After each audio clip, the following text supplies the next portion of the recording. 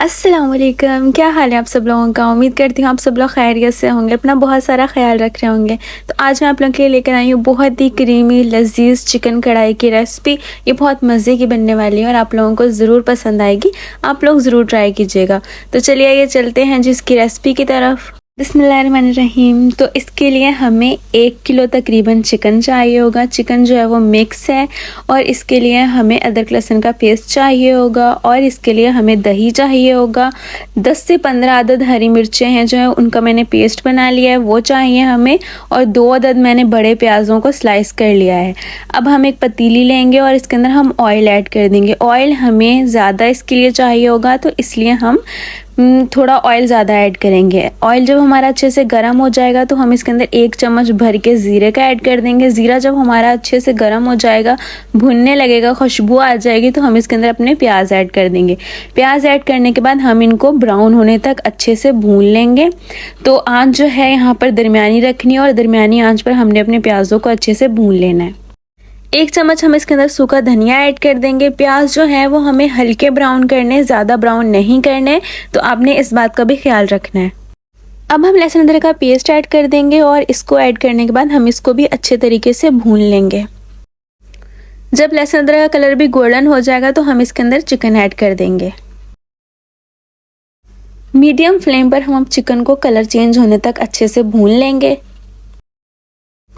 अब हम हरी मिर्चों का पेस्ट ऐड कर देंगे और लो फ्लेम कर देंगे। लो फ्लेम पर हम मिर्चों को तब तक पकाएंगे जब तक मिर्चों का थोड़ा सा कलर चेंज हो जाएगा और इसका जो कच्चापन है वो भी दूर हो जाएगा।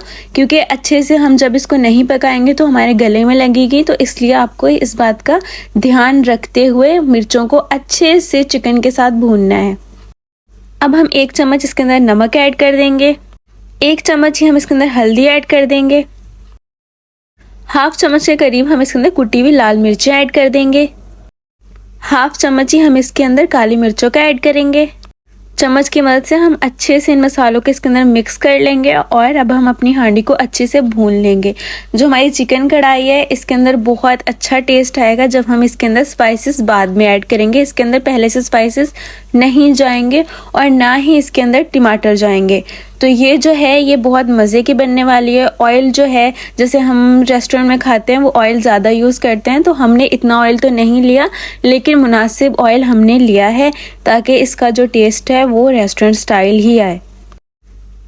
अब हम इसके अंदर दही ऐड कर देंगे। दही मैंने इसके अंदर तकरीबन 4 चम्मच ऐड किए हैं। दही जो है वो अच्छे से मैंने फेंट लिया है।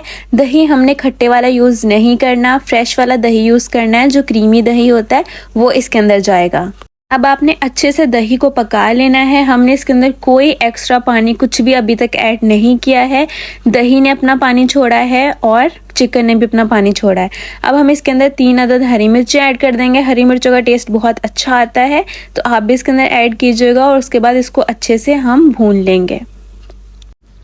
अब हम इसके अंदर पानी ऐड करेंगे। पानी मैंने इसके अंदर 1 कटोरी लिया है। आंच मैंने इसके अंदर तेज़ कर दी है। इसको हम 1 बॉयल आने तक अच्छे से आंच तेज़ करके पकाएंगे और उसके बाद हम हल्की आंच करके इसको ढक के 5 मिनट तक पकाएंगे। 5 मिनट गुजर चुके हैं। अब हम ढक्कन हटा लेंगे, आंच हम तेज़ कर देंगे और अब हम इसको अच्छे से भून लेंगे। तेज़ आंच पर इसको भूनना है। अब हम इसके अंदर गरम मसाला ऐड करेंगे। तकरीबन 1 चम्मच मैंने इसके अंदर गरम मसाला ऐड किया है। 1 चम्मच के करीब ही हम इसके अंदर भुना हुआ धनिया ऐड कर देंगे। अब तेज़ आंच पे हम इसको अच्छे से भून लेंगे। हमारे जो चिकन है उसने ऑयल छोड़ दिया है। हमारी चिकन कढ़ाई ऑलमोस्ट तैयार हो गई है।